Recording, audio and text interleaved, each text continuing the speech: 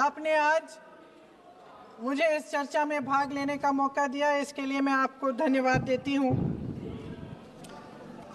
आज जिस विषय पे हम चर्चा कर रहे हैं वह केवल एक विषय नहीं है, भारत की आत्मा का एक हिस्सा है। हमारा राष्ट्रगीत उस भावना का प्रतीक है जिसने सोए हुए, गुलामी में सोए हुए भारत के लोगों को जगाया, जिसने उन्हें हिम्मत दी कि ब्रिटिश साम्राज्य के सामने खड़े होकर वह सत्य और अहिंसा के नैतिक हथियारों के साथ सामना कर पाए। आज ये चर्चा एक भावना के ऊपर है।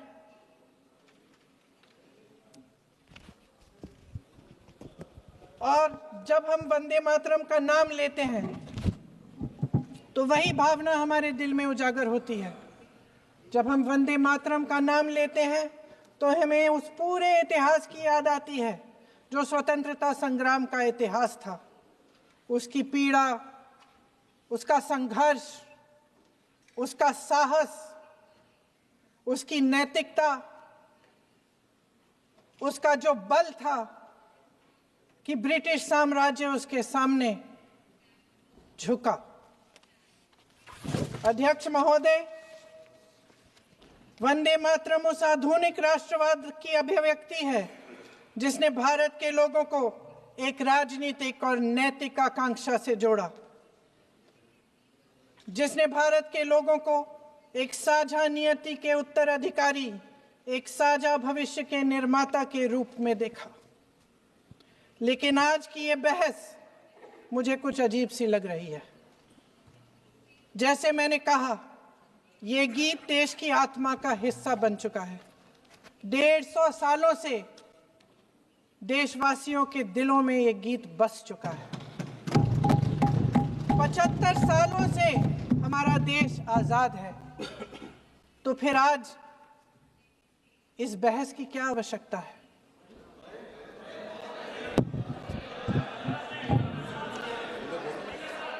हमारा यहाँ मकसद क्या है?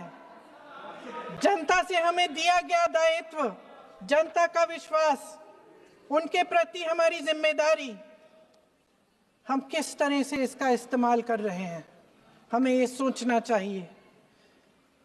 क्योंकि अब इस मोड़ पर हम इस सदन में अपने राष्ट्रगीत पर भी बहस करेंगे। आपने बहस मांगी है, आपने बहस मांगी है। आप तो इलेक्टोरल रिफॉर्म्स की बहस नहीं मांग रहे थे कि जब तक हम इस पर बहस नहीं करेंगे तब तक उस पर बहस नहीं होगी। इसकी वजह क्या है? इसकी वजह क्या है? हम आज यहाँ ये बहस क्यों कर रहे हैं? हमारा राष्ट्रगीत है, इस पर क्या बहस हो सकती है? हम ये बहस यहाँ आज 2 वजहों से कर रहे हैं। पहला कि बंगाल का चुनाव आ रहा है, हमारे प्रधानमंत्री अपनी भूमिका निभाना चाहते हैं उसमें। और दूसरी वजह ये है, ये मकसद है, पुरानी मकसद इनकी, अध्यक्ष महोदय, कि जिन्होंने स्वतंत्रता की लड़ाई लड़ी, जिन्होंने देश के लिए बड़ी बड़ी कुर्बानियां दी, उन पर सरकार नए आरोप लादने का मौका चाहती है। देश का ध्यान फिर से जनता के ज्वलंत मुद्दों से भटकाना चाहती है। यही एक मकसद है आपका। आपका मकसद है कि हम फिर से उसी अतीत में मंडराते रहें, उसी की तरफ हम देखते रहें जो हो चुका है, जो बीत चुका है। क्योंकि ये सरकार वर्तमान और भविष्य की ओर देखना ही नहीं चाहती, वे इस काबिल ही नहीं रही। सच्चाई ये है अध्यक्ष महोदय कि आज मोदी जी वह प्रधानमंत्री नहीं रहे जो एक समय में थे। सच ये है कि ये दिखने लगा है, उनका आत्मविश्वास घटने लगा है, उनकी नीतियां देश को कमजोर कर रही हैं। और मेरे सत्ता पक्ष के साथी चुप इसलिए हैं क्योंकि अंदर अंदर से वे भी इस बात से सहमत हैं। आज देश के लोग खुश नहीं हैं अध्यक्ष महोदय, परेशान हैं, तमाम समस्याओं से घिरे हुए हैं। तमाम समस्याओं से घिरे हुए हैं और उन समस्याओं का हल आप निकाल नहीं रहे हैं। हाँ ठीक है, उसका भी बोल लेंगे, समय आएगा तो उसका भी बोल लेंगे। बल्कि कल समय आ रहा है, चुनाव पे चर्चा होगी, उस पे भी बोलेंगे। अध्यक्ष महोदय, इनके भी अपने लोग दबी जबान में कहने लगे हैं कि सारी सत्ता को केंद्रित करने से देश का नुकसान हो रहा है। इस बीच अगर हम अतीत की बातें नहीं करेंगे तो कौन सी बातें करेंगे? ये किसी और बात के काबिल ही नहीं है, सिर्फ ध्यान भटकाना है जनता का। इसलिए आज हम वंदे मातरम पर चर्चा कर रहे हैं। वंदे मातरम देश के कण कण में जीवित है, इस पर बहस नहीं हो सकती। लेकिन चलिए, आपने बहस मांगी, आप बहस करना चाहते हैं, बहस करते हैं। आज इस चर्चा को प्रधानमंत्री जी ने शुरू किया, उन्होंने भाषण दिया और इसको कहने में कोई झिझक नहीं है कि भाषण अच्छा देते हैं, थोड़ा सा लंबा, लेकिन भाषण अच्छा देते हैं। सिर्फ एक कमजोरी है, अगर आप इजाजत दे तो मैं बोलूं, एक कमजोरी है। हाँ, उसी पे बोल रहे हैं, वंदे मातरम पे बोलो आप। अब सर मैंने तारीफ कर ली, थोड़ा आज विषय वंदे मातरम का है तो हम वंदे मातरम पर ही रखें, ठीक रहेगा। सर ये वंदे मातरम पे ही है। सर आपने प्रधानमंत्री जी को सुना था, अब तो शुरू नहीं हुए। सर भाषण बहुत अच्छा देते हैं, लेकिन तथ्यों के मामले में कमजोर पड़ जाते हैं, बहुत कमजोर। इसमें भी एक कला होती है कि तथ्यों को किस तरह से जनता के सामने रखा जाए। मैं तो नहीं हूं, जनता की प्रतिनिधि हूं, कलाकार तो नहीं हूं। इसीलिए मैं भी सदन के सामने कुछ तथ्य रखना चाहती हूं, लेकिन सिर्फ तथ्य के रूप में रखना चाहती हूं।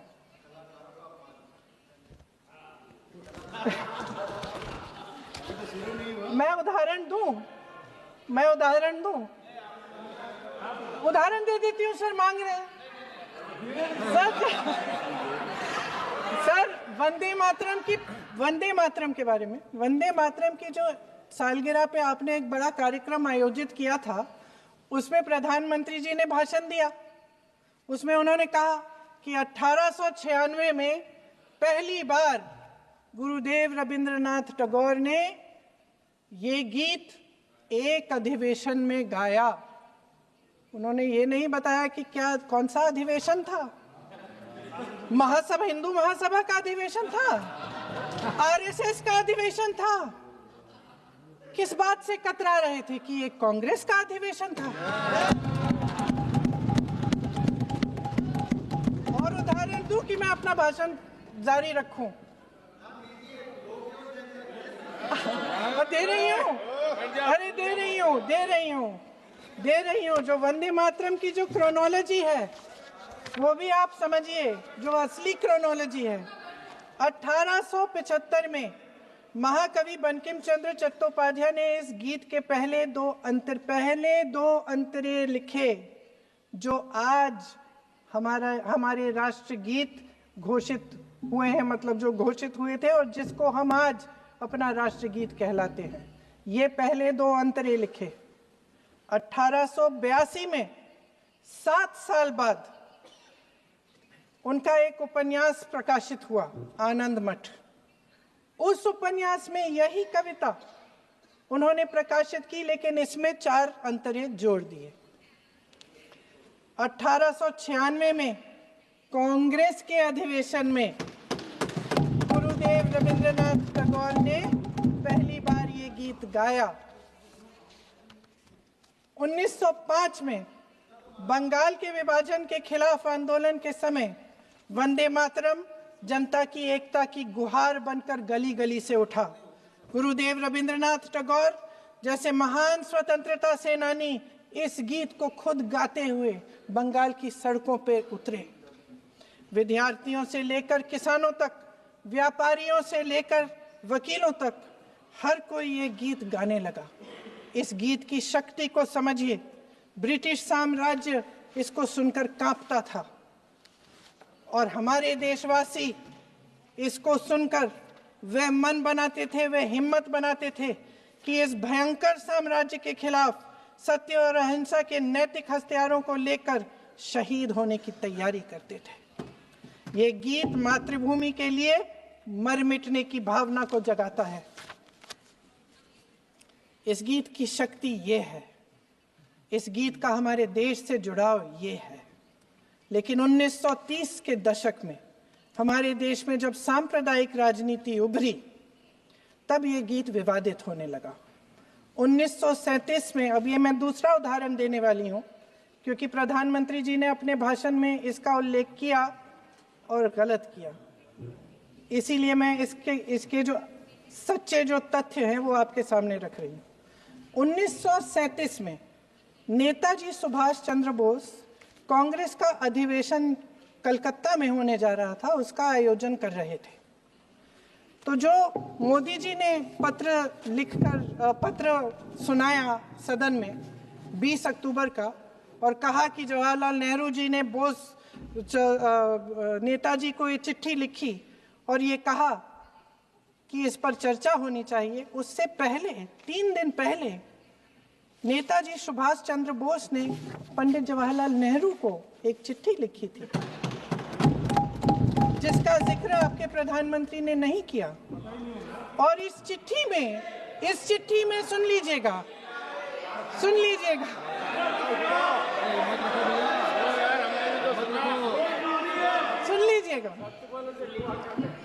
आप नेताजी के लफ्ज नहीं सुनना चाहते? बंगाल का चुनाव आ रहा है।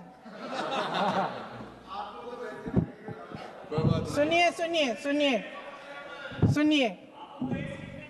हाँ, कोई बात नहीं, हम तो देश के लिए हैं, हम देश के लिए हैं। आप चुनाव के लिए हैं, हम देश के लिए हैं। हम जितने भी चुनाव हारे, हम यहाँ बैठे रहेंगे और आपसे लड़ते रहेंगे और आपकी विचारधारा से लड़ते रहेंगे।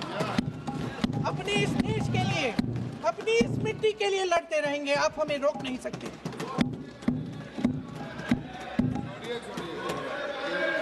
सुन लीजिए सुभाष चंद्र बोस जी ने क्या कहा, सुन लीजिए। My dear Jawahar, reference Vande Mataram, we shall have a talk in Calcutta and also discuss the question in the working committee if you bring it up there. I have written to Dr. Tagore to discuss this matter with you when you visit Santi Niketan. Please do not forget to have a talk with him when you visit Santi Niketan. ये 17 अक्टूबर को लिखी जाती है। 10 अक्टूबर को नेहरू जी इसका जवाब देते हैं और आपके और 20 अक्टूबर को, हाँ ठीक है, 20 अक्टूबर को नेहरू जी इसका जवाब देते हैं। इस जवाब की एक पंक्ति प्रधानमंत्री जी ने सुनाई, बाकी पंक्तियां क्यों नहीं सुनाई?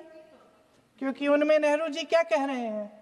There is no doubt that the present outcry against Vande Mataram is to a large extent a manufactured one by the communalists. Whatever we do, we cannot pander to communalists' feelings, but to meet real grievances where they exist. I have decided now to reach Calcutta on the 25th morning. This will give me time to see Dr. Tagore as well as other friends. समझ रहे हैं आप? प्रधान चुप है तो समझ ही गए होंगे। फिर क्या होता है? फिर नेहरू जी कलकत्ता जाते हैं और गुरुदेव जी से मिलते हैं और उसके अगले दिन गुरुदेव जी एक चिट्ठी लिखते हैं जिसमें वो लिखते हैं, अंग्रेजी में चिट्ठी है, उसका एक अंश मैं आपको हिंदी में बता देती हूँ, जिसमें गुरुदेव जी कहते हैं कि जो 2 अंतरे हमेशा गाए जाते थे उनका महत्व इतना गहरा था कि उस हिस्से को कविता के शेष हिस्से तथा पुस्तक के उन अंशों से अलग करने में उन्हें कोई कठिनाई नहीं थी। उन्होंने ये कहा कि स्वतंत्रता संग्राम में हमेशा से वही दो अंतरे ही गाए जाते थे और उनको गाते हुए कुर्बानी देने वाले सैकड़ों शहीदों के सम्मान के लिए उन्हें ऐसे ही गाना उचित रहेगा। उन्होंने यह भी कहा कि बाद में जोड़े गए अंतरों का सांप्रदायिक मायना निकाला जा सकता है और उस समय के माहौल में उनका इस्तेमाल अनुचित होगा। इसके बाद 28 अक्टूबर 1937 में कांग्रेस की कार्य समिति ने अपने प्रस्ताव में वंदे मातरम को राष्ट्रगीत घोषित किया। उन्हीं दो अंतरों को कार्य समिति की बैठक में महात्मा गांधी जी, नेताजी सुभाष चंद्र बोस, पंडित नेहरू, आचार्य नरेंद्र देव जी, सरदार पटेल जी, गुरुदेव रविंद्रनाथ टैगोर जी सब मौजूद थे। इस प्रस्ताव के ये सभी महापुरुष इस प्रस्ताव से सहमत थे। आगे क्या होता है ये भी सुना लूं। भारत की आजादी के बाद जब इसी गीत के इन्हीं दो अंतरों को 1950 में डॉक्टर राजेंद्र प्रसाद जी ने संविधान समिति में भारत का राष्ट्रगीत घोषित किया, तब लगभग यही महापुरुष मौजूद थे। इनके साथ साथ BR अम्बेडकर जी भी सभा में थे और इनके साथ साथ मेरे सत्ता पक्ष के साथियों के नेता श्री श्यामा प्रसाद मुखर्जी भी मौजूद थे।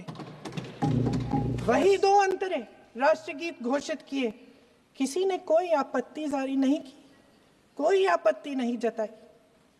वैसे इन तथ्यों के साथ जुड़ा एक और तथ्य भी है जो मैं यहाँ पे आपके सामने रखना चाहती हूँ।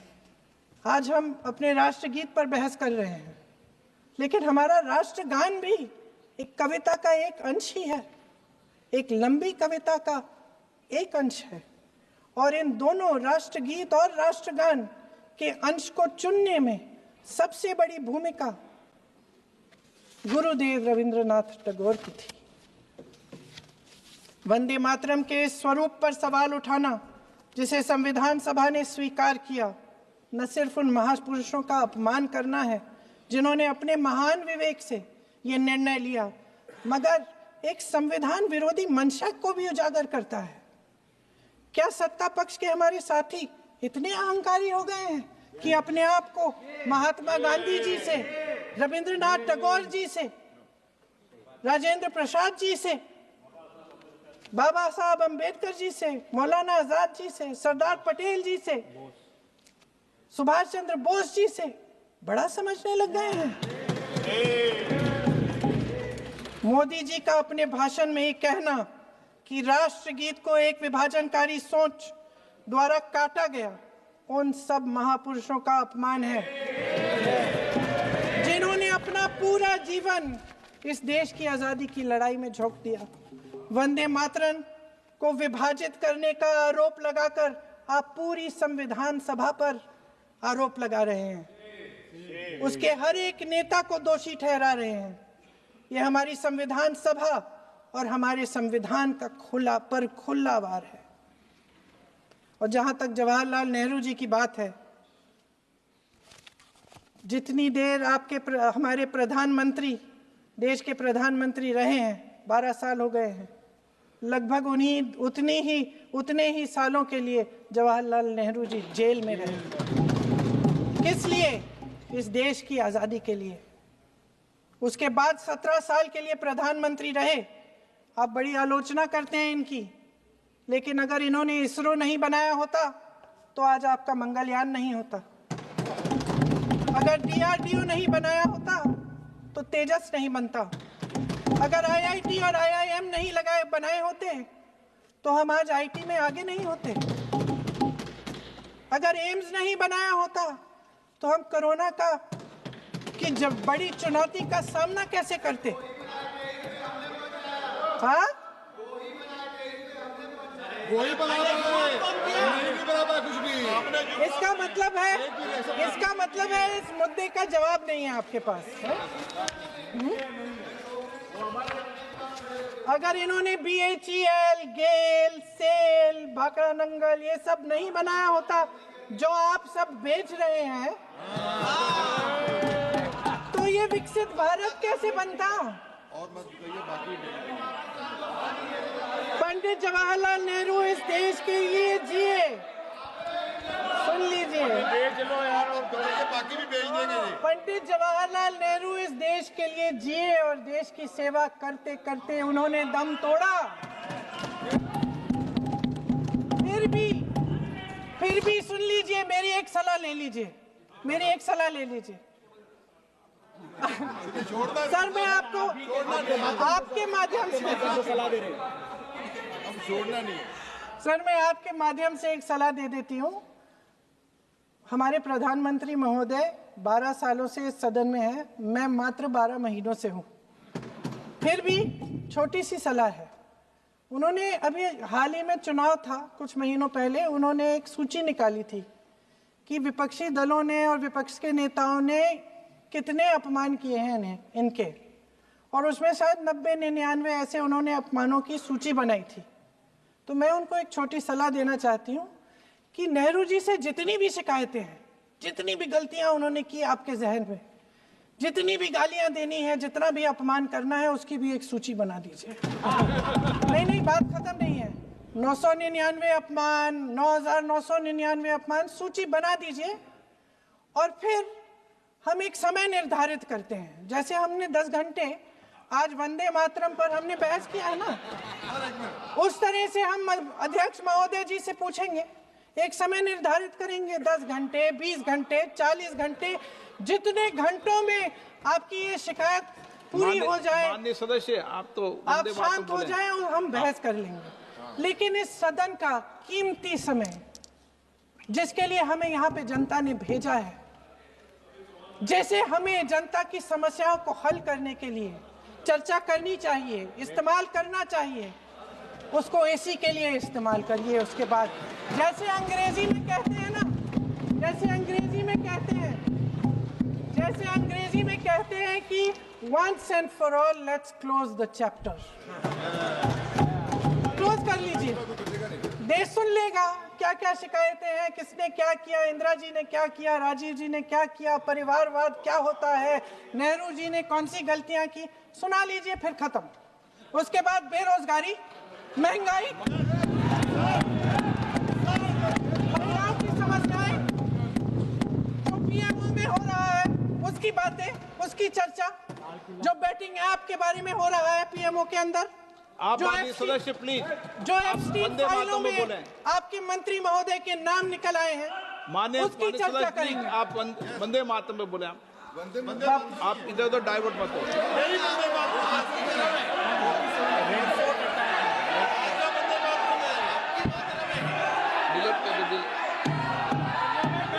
क्या हो गया? आप 1 मिनट, हाँ कर दे।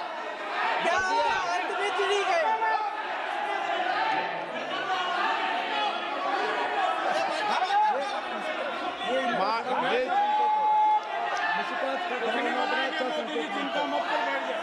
बहुत बढ़िया। माननीय सदस्य 1 मिनट, माननीय सदस्य आगे बढ़ो आप महोदय, आगे वंदे बढ़ो। मातरम पर सार्थक चर्चा करें। ठीक सर, इधर उधर सर, बात डाइवर्ट यही मत हो। थी सर, संक्षिप्त में बात यही थी कोई डाइवर्ट नहीं कि होना हम चाहिए। अतीत अपन में को बातें करते रहते हैं। माननीय सदस्य नहीं, आप बिना तथ्यों के कोई बात नहीं करें। आप वंदे मातरम पे बोले उचित रहेगा।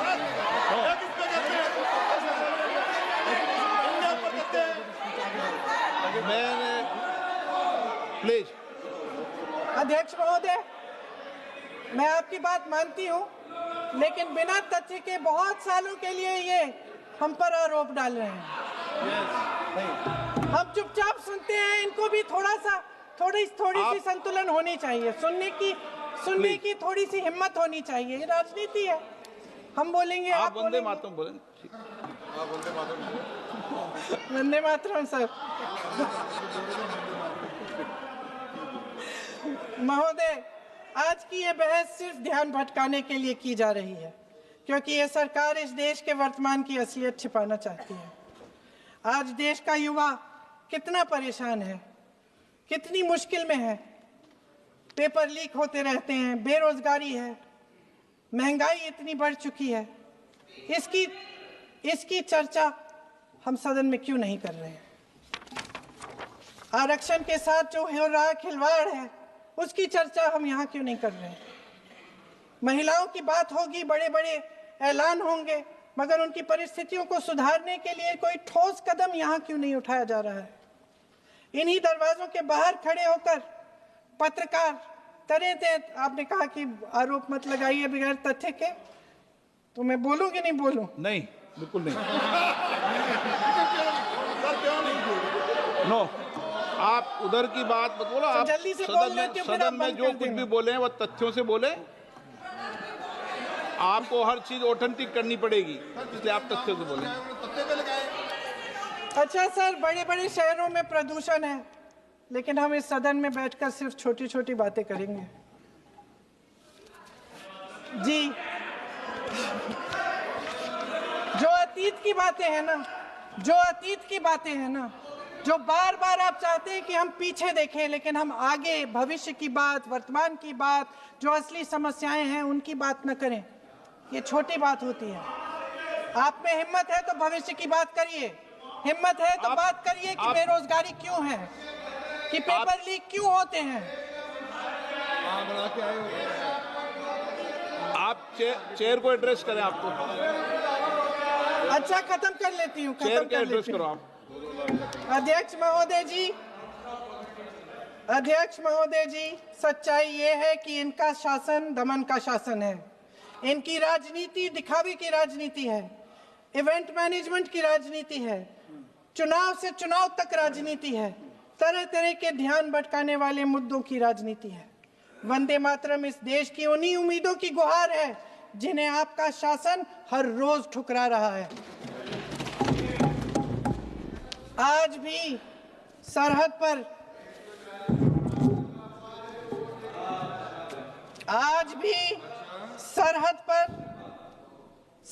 पर जवान जब दुश्मन का सामना करता है तो उसकी छाती में वंदे मातरम गूंजता है।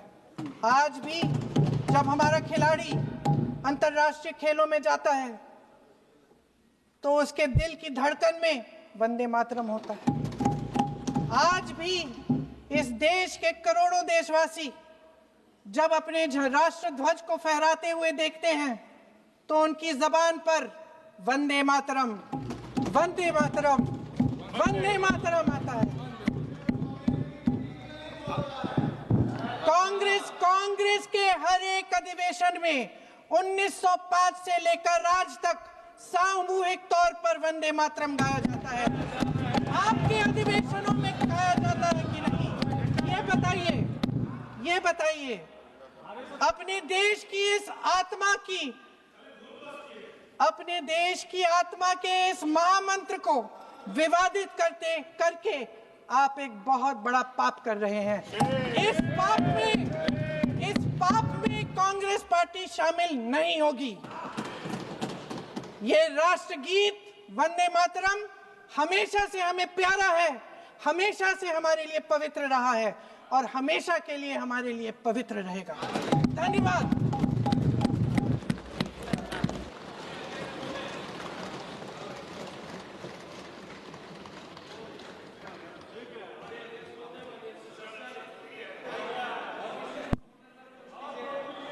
माननीय अध्यक्ष महोदय, माननीय सदस्य ने अपना वक्तव्य देते हुए अभी ये कहा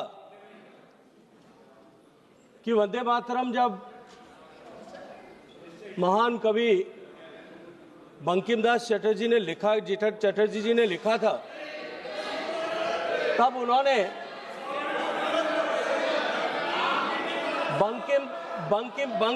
बंकिम चट्टोपाध्याय जी ने लिखा था। जब इन्होंने